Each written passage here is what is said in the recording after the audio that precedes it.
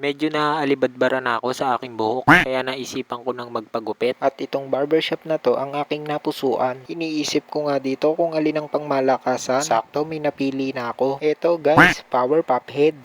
Meron talaga sa aking naggugupit dito sa bahay. Kaso 2 linggo nang hindi napunta kaya dito na lang ako nagpagupit. Yung dating itsurang badyaw, wala.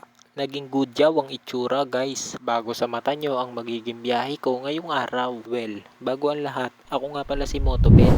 Tara, samahan nyo ako magtrabaho. Biglaan lang pala tong biyahe na to at papunta tayo ng Victoria, Laguna. Pero bago ko puntahan yon, kumuha muna ako ng booking papuntang Los Baños para syempre meron tayong panggas, di ba? Kung nakakalayo dito sa Calamba, may lumabas na booking papuntang Bay, Laguna. Kaso nga lang, hindi ko na naintay dahil sa sobrang tagal dumating dito. Hindi na ako nag-atubili, kaya naman nag-drive na ako papuntang Los Baños dahil meron tayong isang booking na i-deliver dito. Binigay ko na nga pala yung isang supot na dala natin. Binayaran tayo ng 100 pesos para sa delivery fee. Tapos dumiretso na ako dito sa number 1 na gasolinahan ko. Dito yan sa Uno. So dito ko na inumpisa ng aking magiging biyahe papuntang Victoria. Bali, itong overpass na nga palang to, ito ang nagduduktong ng Los Baños at saka Bae. Makalampas ko lang pala ng unti sa overpass, merong ginagawa ditong kalsada. Pero wala naman naging problema dahil wala naman masyadong sasakyan. Still, magiging smooth na smooth pa rin ang magiging takbuhan natin dito. Kung mapapansin nyo, sa kahabaan ng kalsadang to ay kaliwat kanan na nagtitinda ng halaman. At maya-maya lang din, lalampasan ko na tong palaisdaan. At etong napakalawak na palayan. Katanghalian tapat nga pala to, pero hindi masyadong mainit. Or baka naman, immune na ako sa init ng panahon. Kung malakas nga lang ang booking dito sa probinsya na to, talaga namang napakasarap bumiyahe. Hindi masyadong mausok ang daan, walang masyadong sasakyan ng kalye. Kaya solid kung lagi ka ditong babiyahe. Buka na pa nga lang to eh. Sa ilang saglit, natanaw ko na ang arko ng Victoria. Kaya naman lalo akong nagmadali dahil wala nang 5 minuto nandun na tayo sa pick up. So bali ang bilin sa atin dito ay pipick up ako ng laptop tapos dadalay natin sa Calamba. Ganun lang at babayaran tayo ng 500 pesos para sa biyahe na to. At nung nalampasan ko nga tong arko ng Victoria, ito na ang bumungad sa akin. Malalaking gansa na sinyales na nasa Victoria, Laguna ka na. At sa di kalayuan, nandito na ako sa Masapang Elementary School. At nung nakuha ko na tong laptop, siniguradong maayos kong nailagay dito. Baka mabasag pa kasi. Paglabas ko dito sa highway, binalikan ko tong nagtitinda ng buko juice. Sigurado, manamis na miss to. Pamatid uhaw ba dahil sa init ng panahon? Umalis na rin ako para maihatid na natin tong laptop kasi inaasahan din to. Kaya naman sa isang iglap, nandito na tayo sa parking lot ng SM Calamba. Kasi sa loob ng SM natin to dadalahin. At ayan yung laptop. Tapos dumiretso tayo dito sa cyber zone. Matapos nating ibigay yung laptop, binigyan naman tayo ng 500 para sa naging biyahe natin. At nag-elevator na ako pababa. At nung naisipan kong mag-video pasakay ng elevator, naisip ko,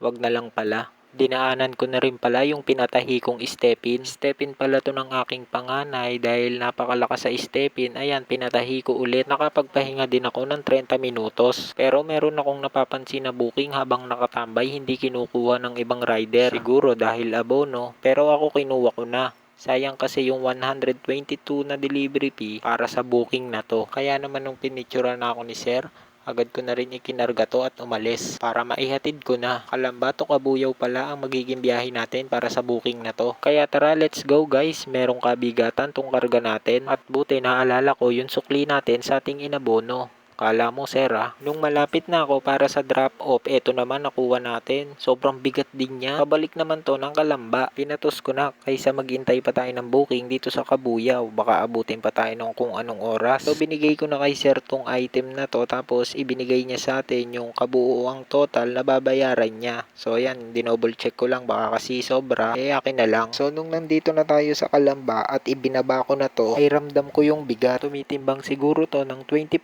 kilos. Sa itsura naman ng magre-receive nito, mukhang hindi magbibigay ng additional fee, kaya hindi na ako humirit. So guys, yun na lang muna siguro ang ating video for today. At syempre wag mong kalimutan i-follow tong page ko at i-share na rin yung mga videong ina-upload ko. Alright? At shoutout lagi sa mga solid na sumusuporta kay Motoben at laging nanonood ng mga videong ina-upload ko.